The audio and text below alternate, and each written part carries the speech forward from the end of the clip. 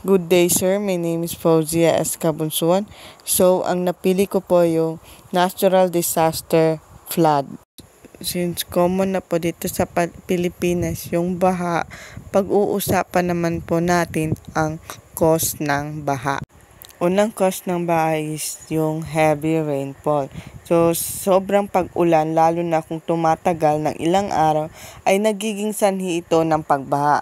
So, ang tubig ay hindi ma-absorb ng lupa at nag-iipon sa mga ilog at lupa.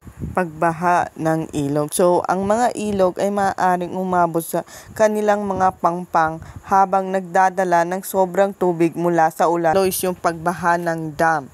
So, ang pagbaha ng dam ay maaaring magdulot ng malawakang pagbaha sa mga lugar na kanilang tinitirhan.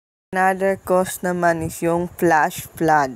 So, ang flash flood ay nangyayari ng mabilis at nagiging sanhi ng mabilis na pagtaas ng tubig sa mga ilog at lupa na kadalasang dulot ng matinding pag-ulan.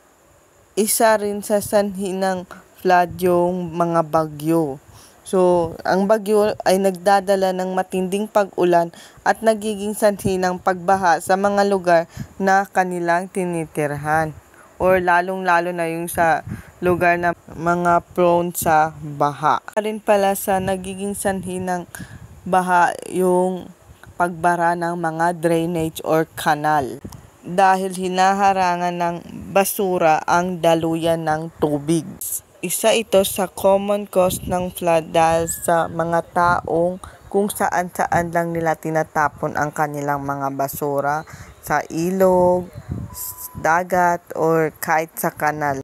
Maraming uri ng mga baha. Meron tayong flash flood o biglaang pagbaha. Karaniwang matapos ang matinding ulan, delikado ito dahil mabilis ang agos at halos walang babala.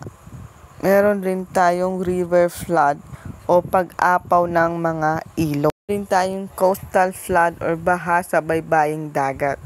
O pag-apaw ng tubig dagat sa lupa, sanhi nito ay ang malakas na alon, storm surge at pagtaas ng tubig sa dagat. Tayong urban flood or baha sa lungsod. Pagbaha sa mga syudad dahil sa hindi sapat na drainage system.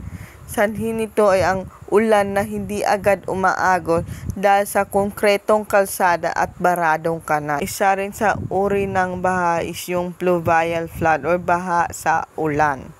Baha mula sa malakas na pag-ulan kahit wala katabing ilog o dagat. So, ulan na masyadong marami para sa kapalisidad ng lupa o drainage. Ito is common na nangyayari sa mga lugar na mababa.